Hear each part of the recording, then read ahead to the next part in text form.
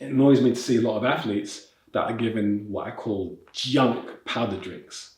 And like I was saying to you before, you can do an experiment, get some of these cheap powdered protein drinks, put the powder into water, fill it up to the top, leave it for an hour, come back and see that all that water is dehydrated into the powder. You can do that 4 times. So remember, our body is mainly water. So if that powder is dehydrating that water, what's it doing to your body? It dehydrates you. Brilliant stuff. High tide raises all boats basically means if you are improving, everyone in your division has to improve because you improve. Yeah. That's why high tide raises all boats. Okay, makes sense. Yeah, if you get better, everybody has to try to catch up. That's basically what it means. Yeah. Levels everyone up, I guess. Yeah, there's levels, and everybody's level raises. Yeah, it's like, if the fastest person was 10 seconds and then it became 9 points, everybody was catching up to that. Trying to beat, Yeah. So I'll summarize. We were just kind of, because obviously Mr. Caesar was talking about, the structure of the body and how, I got into this and how I learned what I learned. And, to Jeamie, a lot of what I do, which sets apart working in truly high functional way, is understanding that the body is a hierarchy of control. And the hierarchy of control basically means systems in the body that are lower down are seen as less important to systems higher up. So whenever it comes to injuries, recovery, health, vitality, the body prioritizes higher systems of control. So, and I was using, the totem pole chart, which I'm sure you'll do a cutaway of later on. And the highest control system in the body is breathing, respiration, which is, as we said off camera, if you're in a coma, the most important thing is to be, have this ventilator keeping your body going, because the highest control is respiration. We breathe the average human in the Western world breathes 25,920 times a day. And I know you were saying earlier, average, yeah. So 25,000 breaths a day is the average person that's unhealthy. It's typically about 18 breaths per minute. But if you're breathing correctly, you're breathing about 6 times per minute. Now, if you think about the difference for a day in terms of energetic usage, either 25,920, or if you breathe 6 times a minute, it's 8,640 breaths. Now, if you breathe slower, you actually increase the amount of oxygen, the volume of oxygen going into your body. And that means you can get a deeper breath. A deeper breath means you can sustain the muscles far more efficiently. And an oxygenated muscle is far more effective, far more efficient. So there's something called MENS, which is minimal electrical neuromuscular stimulation. It basically relates to this understanding that we all seek comfort, and the body moves to the position of least resistance. And so if you can breathe slower with more oxygen, you're more effective, and the body always wants to get us to that point. So anyway, that's why respiration is key. And for me, one of the sad things is that most people, especially in boxing, don't understand breathing at all. The amount of times I see trainers say, breathe in, and they're breathing up, and they're using accessory muscles. And when you breathe up into your neck and the shoulders, it's actually a forced breath. Natural breathing is diaphragmatic, so it's from the diaphragm. The diaphragm actually supports the abdominal function. So if you can teach an athlete to breathe far more effectively and deeper, their recovery is faster, the muscles produce more energy, and their diaphragm is actually stabilizing and helping support the structure of their trunk. So there's so many benefits to it, but it's not focused on. Effort is focused on not breathing, but breathing is more important than effort in any way, because breathing is what allows effort in the first place. Imagine how hard you would have to train, which is why people do altitude training. It's harder, there's more effort because of the lack of oxygen. People don't understand that. So anyway, that's the priority. Then the second system was the jaw, the mechanics of the jaw. There's a lot to it, and I won't really go into it, but if we can't eat, we can't live. The next system is the eyes, the visual system. If you can't see, especially for a boxer, we see this all the time. If you block or close a boxer's eye, they find it very hard to hit their opponent. So even from a boxing point of view, it's very important. Obviously, for life, it's very important. So that's the third system in survival, and that's one of the things I assess is the capacity to see evenly. And then it's the vestibular system, the auditory system. If your ears, are blocked, sound travels differently, and also the position of your head is altered. So one of my friends, he's 50% deaf in one ear. What that does is whenever he's talking, he has to turn his head to hear. So it affects your ability to be structurally aligned. So from a structural point of view, balance is key. The next one is the cervical spine, so the upper neck. Obviously, we know this. We hear about if you break your neck, you could be paralyzed. Neck, not necessarily low back, but low back as well. But in terms of the neck, there's more nerve endings in the neck than there is in the lower trunk. So it's vital. It's very important. Then the next system is I think I said this to you before anyway. The next system is the limbic emotional system. And we will all know that you can literally die from a broken heart. Like if you had grandma and grandpa, and grandpa goes soon after. Die of a broken heart. So the emotional system is a very important system that is overlooked. If not that you've gone through this, but a lot of athletes, if they get to a big stage and they're fearful, that fear can impede their performance. Because they're not confident in themselves. That's emotion. Emotion has a massive effect. That's why they talk about performance anxiety. Yeah. And then the next system after that is what we call the sacrum. Also, the digestive system is next. And as I was saying off camera, 90% of people, actually I said it on camera, 90% of people are constipated. And if you're constipated, man, it affects so many things. There's so many people that have low back pain because they're constipated. How's that so? Well, it's long to go into, but it's something called the visceral somatic system. So simplest way to say it is there are specific organs in the body. Well, all the organs in the body, they don't have pain receptors. Your liver doesn't feel pain in that sense. It doesn't have a pain receptor. It borrows its nerve innervation from the muscles that surround it. So you can have somebody who has low back pain, but they have low back pain because it's coming from an organ that's shutting down the muscles. Have you ever thought about or seen someone who's got a flat stomach and they got a little pouch just here? That pouch is there, but they sit up all the time, but they can't get rid of this pouch. It's not an abdominal problem, it's a digestive problem because the digestive muscles underneath it shut it down. So that's what we call a reflex inhibition. It shuts it down. So digestion is very important. So again, looking at it from a performance point of view, it annoys me to see a lot of athletes that are given what I call junk powder drinks. And like I was saying to you before, you can do an experiment, get some of these cheap powdered protein drinks, put the powder into water, fill it up to the top, leave it for an hour, come back and see that all that water is dehydrated into the powder. You can do that 4 times. So remember, our body is mainly water. So if that powder is dehydrating that water, what's it doing to your body? It dehydrates you, creates constipation, that creates back pain. So it's more important that we look at the health of the body rather than just increasing energy short term. So anyway, digestion is key, so important. And also it's how much you're able to use the energy that you're consuming. You bring food into your body, but if you can't use it, it's useless. So digestion is important. Then the next system is the sacrum, the pelvic position.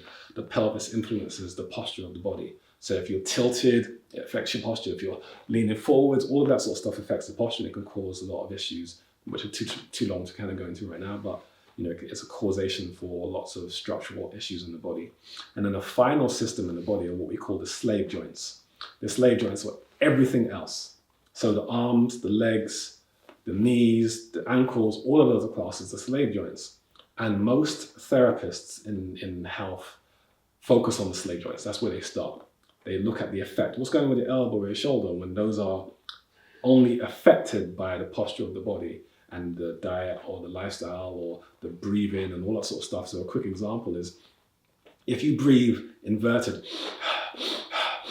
look what's happening to your shoulders. Your shoulders are getting pulled up and down, and then you go to a chiropractor to work on your shoulder when the cause was your breathing. That's an example of the slave joints. So most therapists work on the effect, not the cause. The cause are all the things that I mentioned. So that's what kind of stands what we do apart in terms of those who are truly into function, health and longevity for athletes. What we're looking at, the most important thing to be aware of this stuff is it's not about calories. So that's just keep really getting it. Because like I said to you, it doesn't matter if you have 4,000 calories of chocolate versus 1,000 calories of vegetables. What's more important is the nutrient density. Yeah. So let's look at what's going on with you when it comes to nutrition. I know you said one of the biggest challenges is eating in between meals. And so let's just kind of summarize all of this. Your ideal thing, and again, you're recording this, it's cool. Your ideal thing when it comes to training is have a 4-hour gap between training sessions so that you go back into what we call pre-exercise levels. And then to the best of your ability, just making sure that you can consume something in between. So obviously we spoke about the broth stuff. I don't know if you had a chance to get that yet, but that's one of the things you want to do, as well as the kind of protein drinks. So Sun Warrior was a good example. So where are you at with those? So you've written down, you kind of aware of them, but where are you at with those? I've been taking protein drinks, but it isn't Sun Warrior. Okay. We were looking to get the broth, Okay, cool. Yeah. which would come in handy in between sessions, Yeah. especially the fact that it can keep me full. Yeah. That's necessary, you know what I'm saying? So, Yeah. So you know, like I said to you, and this is typical of most athletes anyway, is you've got the mental fortitude to push through. And that's a great trait when you're in a fight and you have to push through pain. But when you do that with nutrition, your body goes into what we call negative returns. So remember I was explaining, if you consume on average for a boxer 4,000, especially heavyweight, 4,500 calories a day, your body needs that to operate muscles, organs and glands. 25% of your body's energy is used to digest food. 25% or more is for the brain, just to function. And then you've got 50% left. So now, if you're in an energy deficit and then training, what's happening is your muscles are demanding more fuel to sustain them. That's really important to note. And so if your muscles are demanding more energy, it's only going to take that available energy from the organs. It's going to compete with the organs for the amount of energy that your body's getting for the organs and the muscles together. And so long term, it's not good for you to eat on the go, or not good for you to not eat in between meals. So what I ideally want you to do is, once you finish training, immediately as soon as you finish your training session, consume the broth or consume a protein shake at rest for at least 5 to 10 minutes. Then go, because even you may say, well, I'm driving, but your mind is focused on getting to the target destination, and that creates stress. And any form of stress, just think of it like this: short-term stress that shuts down the digestive system.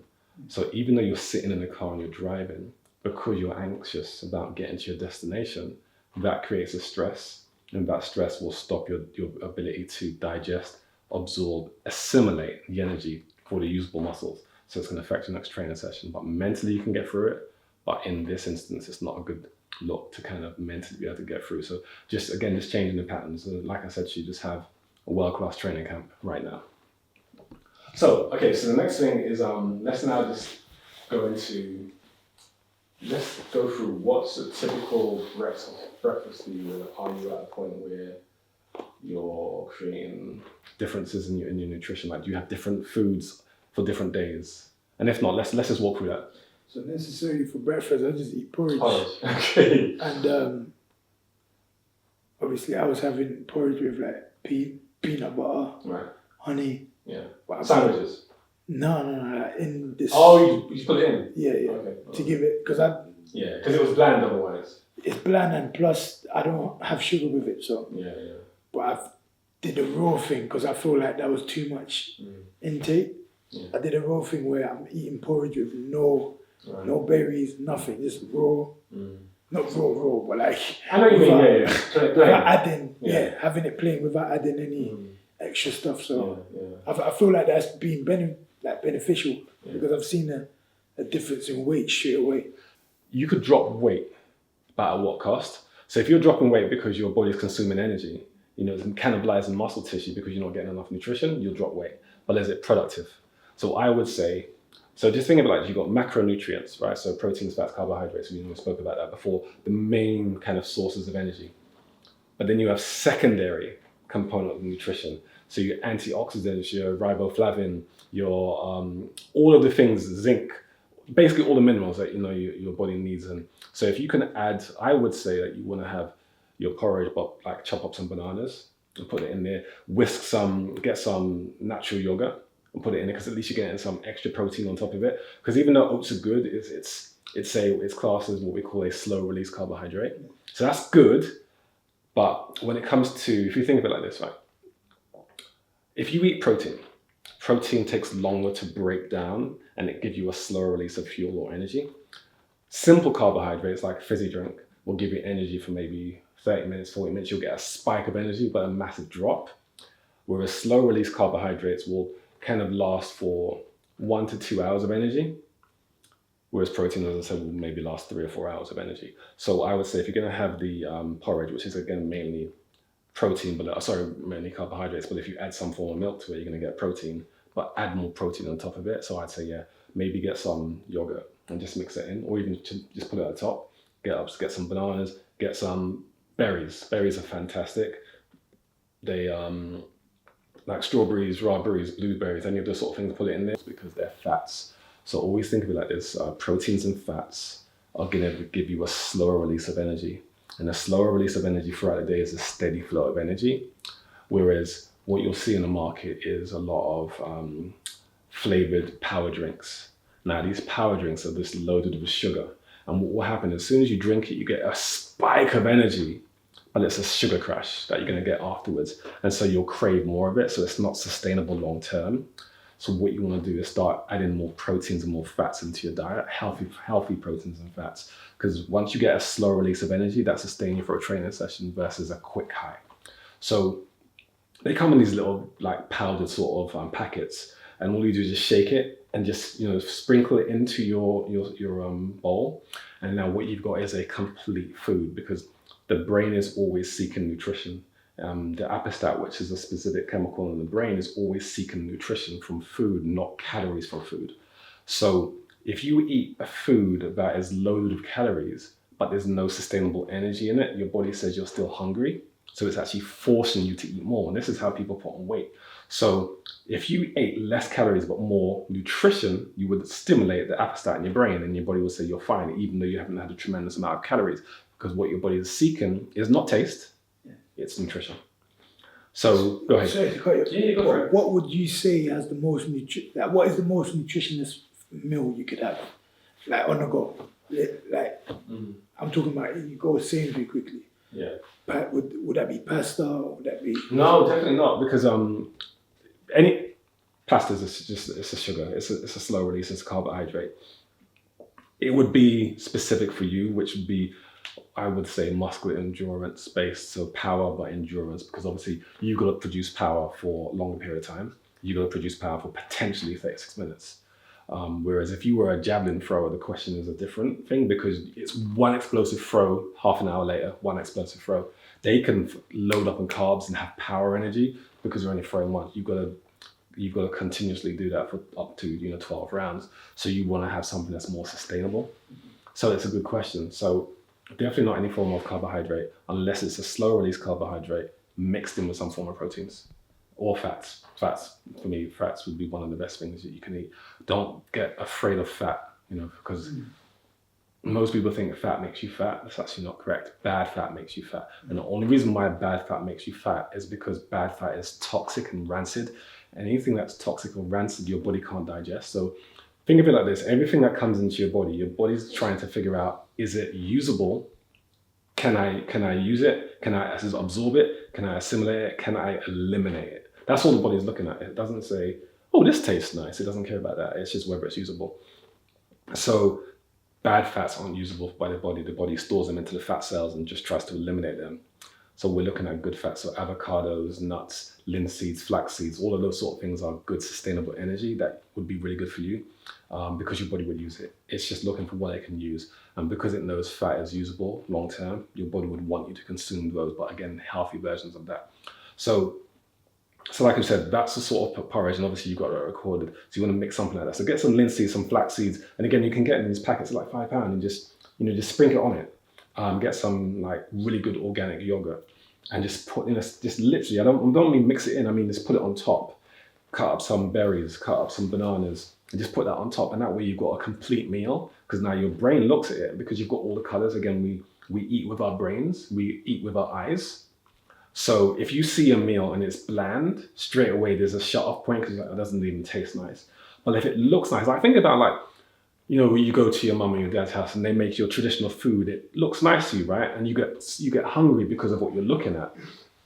So you eat with your eyes as well. So if it looks appetizing, that helps support the body's ability to want to use it and digest it and absorb it. So that's your porridge anyway. The next things, as we spoke about, was when you're traveling, obviously we've spoken about this already with the broths, heat them up, as well as getting the power shakes. Next thing for that, let's look at what's going on with your, when you get back home after your training. What are you eating? Like a lot of chicken breasts, a lot of salmon, just with with like vegetables on the side, but roasted. Whole foods, basically. Yeah, whole foods. Yeah. So I'll be eating in that way rather than just having snacking. Yeah, rather than snacking too, I'd rather having extra carbs on the side with the meat, but having the meat alone. The fact that I've been doing that, you weight's gone up. It's got down. Oh, okay. I thought you were saying it was bad. That's good, right? No, yeah. So no. But that's from my own program. I thought, I'm following his program. Oh, I see. So I know when I lose weight and this is what I do. But I decided to put a lot of meat, eat the meat only, and it's clean for me.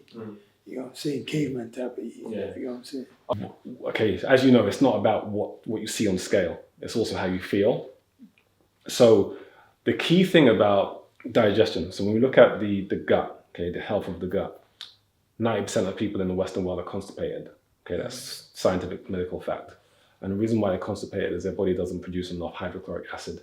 So hydrochloric acid is what you use to break down proteins. You don't need it to break down carbohydrates because carbohydrates are metabolized in the mouth first. So if you're eating tons of meat, what it basically means is you need to up your hydrochloric acid because you won't digest food as efficiently.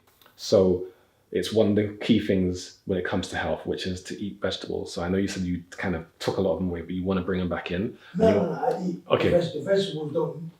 I just took away a lot of the carbs. A lot of people do think this, but vegetables are carbohydrates. Yeah. So that's good you're eating the proteins now. So that's good. So what I would say is just now eat the carbohydrates first. I don't know if you do that, but the strategy is to eat the carbohydrates first, the vegetables first. I mean, I like vegetables, I'm a big fan of vegetables. People might hate them, but I love them. So I don't mind. I can have vegetable on the side, and for me, that's like fries for me. You know what I'm saying? That's how much I like it. So I ain't got a problem with just eating meat and vegetables, but saying that it's carbs makes me even happier with that. I'm not missing out on carbs. I thought I was missing out on carbs by not eating rice and potatoes. So that's good. So I misunderstood too. So that's really good. So like I said, all you have to change now is just the order, because most people that eat meat and then they eat the veg. So just change your order, and that's going to improve your digestion. So eat the veg first. And the reason why you're eating the veg first is because any form of, especially because they're quite bitter, if you get like kale, rocket salad, and those sort of bitter foods, they actually stimulate the parietal zone in the body to kind of the parietal cells in the body to produce hydrochloric acid. So as soon as it enters into your bloodstream, as soon as it goes into your gut wall, as soon as it hits the stomach, because it's bitter, it actually stimulates the brain to activate the parietal cells, and they activate hydrochloric acid. And when they activate hydrochloric acid, it means that the proteins or the meat that you're eating is being broken down efficiently. Looking at what are you doing, like when you post training, like when you finish training, or is the dinner what you're doing at the end of your training? In food, just how I explained it, the meat. Oh, so that's your meal? Yeah, that's my meals. Yeah. Okay. What are you having for your kind of lunchtime meal? Switch between salmon and chicken breast.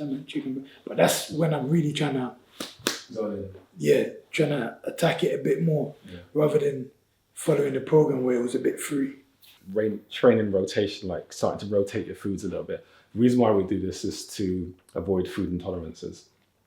So talk to me about like how many different proteins in a week, the different types of proteins that you're eating, like the different types of meats and fish that you're eating. So just give us that. For me right now it's chicken breast. Do you know I was eating beef meatballs, which was in the program, but it was a certain type of meat. I forgot what it was, but it's good for protein. Chicken breast, salmon, that's the only meat I really eat. So chicken breast, beef and salmon? Yeah.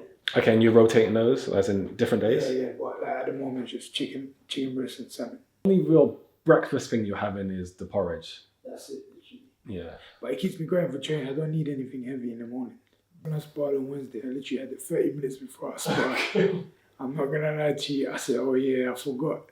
That makes you feel shit. So when I was in there, it's like I couldn't. I got tired quickly. Yeah. Like I can tell that my body was trying to digest what was in my stomach, so all the blood and everything was working towards that. I was just tired. But today I decided to wake up a bit earlier, give myself an hour and a half of eating the food an hour and a half before I do my session, just so I have enough time to digest the food. So we've spoken about your breakfast. Obviously, we're going to try and work on creating more variety in that, because obviously porridge is just one thing. I know you said you feel heavy in the morning, but if you remember the old adage, eat breakfast like a king, dinner like a pauper. Yeah. You got to think like the longest period of time that you're not eating for typically is between sleep and breakfast. And obviously everybody now knows the word breakfast comes from the word break fast, because you've been fasting while you sleep. And so remember, your body repairs when you sleep, not when you're active. So it's more important, especially as an athlete, that you have your biggest meal at the start of the day, because that's the greatest gap between when you last ate, and also it prepares your body energetically for the whole day. So I would just say, like, if you know there's a shorter time period between training sessions, like you said, then have something small. But if you can shift the way your schedule is, so you can eat really, really well before your first training session, then I'd say go for like a shift your, and it's weird, but shift what you eat in your dinner to your breakfast. That's actually how it should be. It gets smaller and smaller throughout the day. And if you actually did it that way, you'd actually lose far more weight anyway. One of the reasons why a lot of athletes find it hard to lose weight and then starve themselves going to the end of camp is because there's a saying, you are what you eat. We've all heard that, but there's an actual more important saying, you are when you eat. Yeah. That's far more important. So that when you eat is more about the size of the portions, and they should get smaller and smaller throughout the day, because when we look at cortisol is basically the awakening hormone in the body. As soon as you wake up in the morning, when sunlight hits your skin, it stimulates cortisol, and cortisol stimulates you to get up and do work. Cortisol is at its highest between 6 a.m. until the zenith, 12, noon. That's when it's actually at its natural highest. So that's when your body has the most amount of energy, which is why it's really important to get most of your training done earlier, the harder parts earlier in the day, because your body is at its highest. But it stays high, so it gets to its highest about 12, but it stays high typically till about 6 p.m. and then it naturally starts to taper down to get your body prepared for rest or sleep. So in that window, you've really got from 6 a.m. till like 6 p.m. for it at its highest point, but that means your body has the greatest capacity to use the greatest amount of energy, which is why you eat the biggest meals within that window. Now, if you think about that, your body starts to wind down from 6 p.m., but then we have our biggest meal at 8 p.m. Yeah. And then you wonder why you put on weight, because your body's starting to store energy after 6. Yeah. So it doesn't matter if it's organic, biodynamic. If you're eating beyond your natural elevation cycle, your body's in a storage cycle. Wait, yeah. So eating after 6 is not ideal? No. Eating massive after 6 is not ideal. Okay. Yeah. But it's a good question to ask, because that's why intermittent fasting is becoming very popular now, because they have these timing windows where you're allowed to eat specific food within. And that works really well because it's actually factoring in the cortisol cycle for the most part as well. So anyway, that's in summary to that. What I'm basically saying is start eating your bigger meals way before 6 o'clock, and then you'll actually find it easier to lose weight without effort. Otherwise, you do it the other way, you'll do what most boxers do and starve themselves until they hit the weigh-in scale. All right, so that's that. So again, just try to practice getting into that. The next thing is you better delete these gems, boy. No, got to pay for these. Got to pay for these. Yeah, man. No, it is. All right, so the next thing is chewing. Yeah, chewing your food. So I think we spoke about it before, right? It's just another reminder. Chewing your food. So how are you supposed to eat it? No, I'm not saying don't chew your food. No, I'm saying what we're talking about is chewing, how it works. Okay. Yeah, so basically there's a famous Tibetan saying, drink your water and chew, drink your food and chew your water.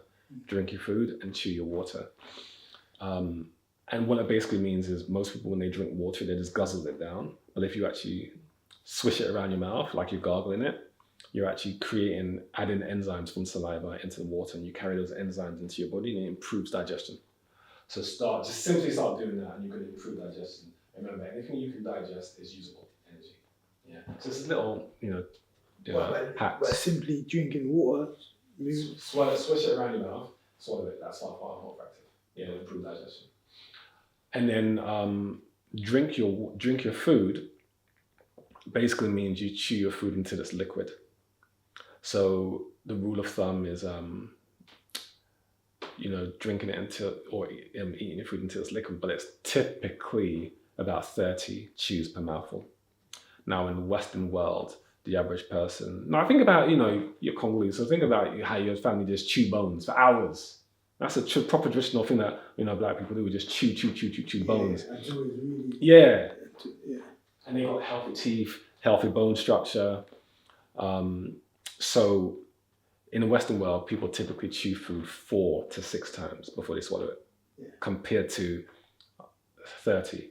And one of the healthiest tribes in the world, the African Maasai tribe, they chew their food 100 times before they swallow it. And they're super healthy. Yeah. So the more chewing you do, the more benefits you get from... Massive. Okay. Yeah. And the other thing as well is taste. The more you chew the food, the more taste is actually increased.